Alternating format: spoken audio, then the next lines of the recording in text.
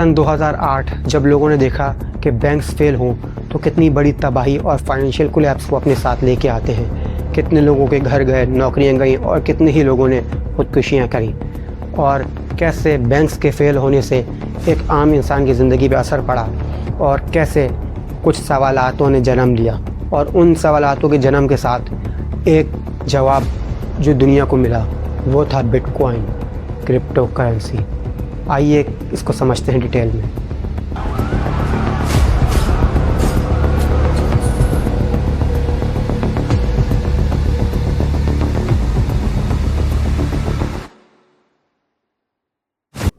सन 2008 के अंदर जब बैंक्स बिल्कुल आसान कंडीशन के ऊपर लोगों को लोन देने लगे तो हर किसी ने इस लोन से फ़ायदा उठाया और बैंक से हाउसिंग लोन के नाम पर लोन ले लिए। आखिर इसका नुकसान क्या हुआ? इसका नुकसान ये हुआ कि घरों की डिमांड बहुत ज़्यादा बढ़ गई। उस घर के ऊपर जिसके ऊपर सिर्फ एक बायर था, अब उसी सेम घर के ऊपर 10 बायर हैं, क्योंकि हर बंदे की जेब में अब पैसा है और वो घर ख़रीदना चाहता है। इससे हुआ ये कि जो ओनर्स थे घरों के, उन्होंने अपनी कीमत घरों की बहुत ज़्यादा बढ़ा दी, जिससे प्राइसेस बहुत ज़्यादा हाइक पकड़ गई। और जब लोगों ने वो घर ले लिए और जब लोन पे करने की बारी आई तो बैंक्स ने उसके ऊपर इंटरेस्ट बढ़ा दिया। इंटरेस्ट बढ़ने से हुआ क्या कि लोगों ने देखा कि असल में इस घर की कीमत तो वो है ही नहीं जितना वो बैंक को लोन की सूरत में, लोन रिटर्न करने की सूरत में वापस देंगे। मतलब वो कीमत कई गुना ज़्यादा थी जो लोन की सूरत में उन्होंने रिटर्न करनी थी, और उस घर की वैल्यू असल वो थी ही नहीं। इससे हुआ क्या कि लोगों ने लोन की इंस्टॉलमेंट्स पे करना छोड़ दी। फिर बैंक्स को अपना पैसा रिकवर करने के लिए उन घरों को ज़ब्त करना पड़ा। जब वो घर ज़ब्त हुए तो बैंक्स के पास अब कैश नहीं था, सिर्फ वो घर थे। तो बैंक्स ने अपना ज़्यादा से ज़्यादा कैश रिकवर करने के लिए उन घरों को बिल्कुल निचले दामों में बेचना शुरू कर दिया। इससे हुआ क्या कि घरों की सप्लाई बढ़ गई। पहले डिमांड बढ़ गई थी कि लोगों के पास पैसा आ गया था, वो घर ख़रीदना चाहते थे। अब बैंक्स ने जब अपना कैश रिकवर करने के लिए उनको बिल्कुल कम कीमतों में बेचना शुरू किया तो मार्केट के अंदर घरों की सप्लाई बढ़ गई। और इसके ऊपर एक नुकसान ये हुआ कि बैंक्स ने इनके CDOs बना दिए। CDOs को बिल्कुल आप ऐसा समझें कि मिसाल के तौर पर हमने 20 मिलियन रुपए लोगों को लोन की सूरत में दिए हैं। जब हम उसको रिकवर करेंगे इंटरेस्ट मिला के तो हो सकता है वो 22 मिलियन 23 मिलियन हो। फ़ंड के अंदर CDO के अंदर इन्वेस्ट करोगे तो जब हम रिकवरी करेंगे तो तुम्हें भी प्रॉफिट होगा। और जब बैंक्स फेल हुए पैसा रिकवर करने के लिए और उन्हीं घरों को जब बैंक्स ने ज़ब्त किया और बिल्कुल कौड़ियों की कीमत में मार्केट के अंदर बेचा तो वो फंड्स भी डूब गए। इससे हुआ क्या कि बैंकिंग सिस्टम टोटली फेल हो गया। बैंक के एसेट्स बिल्कुल बेकार हो गए। बैंक्स के पास कैश मौजूद नहीं था, क्योंकि जो लोग अपना पैसा बैंक के से वापस विड्रॉ करने आ रहे थे, मांगने आ रहे थे, बैंक्स तो वो पैसा होम लोन की सूरत में आवाम के अंदर बांट चुका था इस लालच में कि वो उसके ऊपर ज़्यादा से ज़्यादा इंटरेस्ट कलेक्ट करेगा। लेकिन इंटरेस्ट तो छोड़ो, वो पैसा ही वापस नहीं आया जो लोगों के लिए गया था, और लोगों ने उस पैसे से घर ख़रीद लिए। और वो घर जब बैंक से ज़ब्त किए तो उनकी असल में वैल्यू उतनी थी ही नहीं। तो इससे एक बड़ा फाइनेंशियल कोलैप्स हुआ और लोगों के घर गए, नौकरियां गईं और बहुत बड़ा नुकसान हुआ ग्लोबली। तो लोगों ने देखा कि जब बैंक्स फेल होते हैं तो कितनी बड़ी तबाही लाते हैं। गवर्नमेंट ने इसको सुलझाने के लिए क्या किया? गवर्नमेंट ने मज़ीद नोट प्रिंट करना शुरू कर दिए। इसलिए नहीं कि जिनका पैसा बैंक्स के पास पड़ा है वो उनको वापस दिया जाए, या फिर जिनके घर गए हैं उनके लिए नहीं, आवाम के लिए नहीं, बल्कि बैंक्स के लिए। गवर्नमेंट ने मज़ीद नोट छापे और बैंक्स को दिए। किस तरीके से दिए? बैंक्स के वो CDOs जो बिल्कुल डेड हो चुके थे, वो एसेट्स जो बिल्कुल डेड हो चुके थे, ख़त्म हो चुके थे, उनको बड़े महंगी कीमतों में उनकी असल वैल्यू से ज़्यादा में बैंक्स से ख़रीदा, और ताकि बैंक्स के पास कैश चला जाए और बैंक्स अपनी रोलिंग चला सकें। वो गरीब, इससे हुआ क्या कि पहले ही बेघर हो चुका था, उसका पैसा डूब चुका था।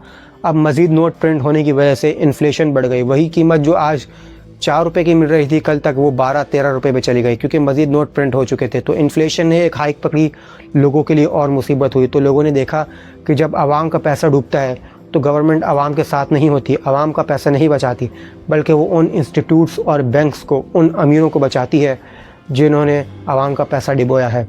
तो तब कुछ सवालात पैदा हुए, क्या कोई ऐसा पैसा है जो इन इंस्टीट्यूट्स और बैंक्स और गवर्नमेंट के कंट्रोल में ना हो?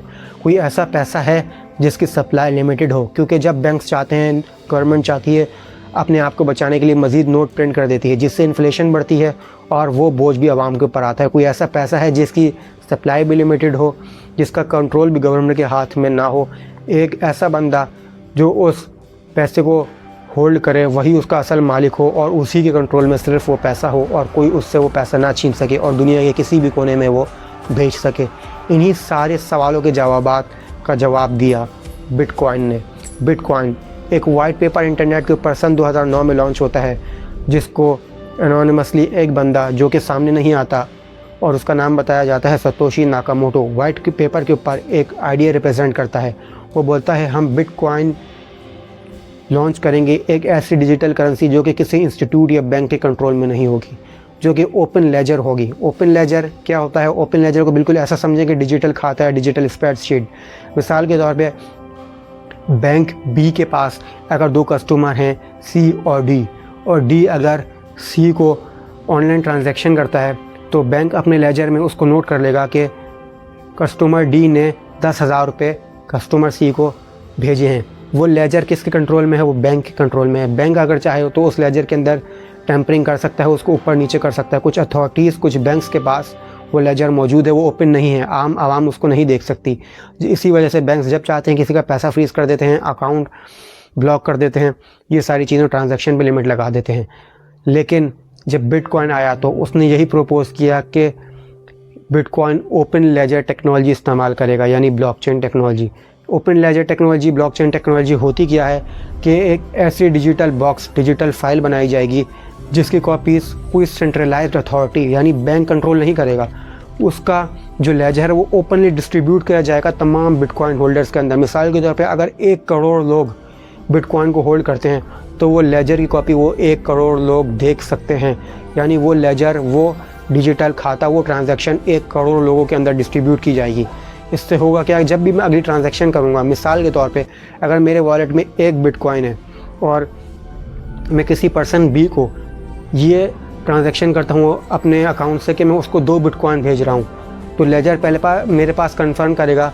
जो ओपन लेजर है, जिन लोगों के पास भी वो लेजर था मेरी लास्ट ट्रांजैक्शन का, वो उसमें देखेंगे कि आया खुजामा के अकाउंट में 2 बिटकॉइन हैं भी कि नहीं। मैंने तो 2 बिटकॉइन सेंड किए हैं, तो कैसे कंफर्म हुआ कि 2 बिटकॉइन उसके पास जाएंगे? मैं 2 बिटकॉइन का ही मालिक हूँ, मेरे पास 1 बिटकॉइन नहीं है, लेकिन मेरे पास तो हकीकत में सिर्फ 1 बिटकॉइन है।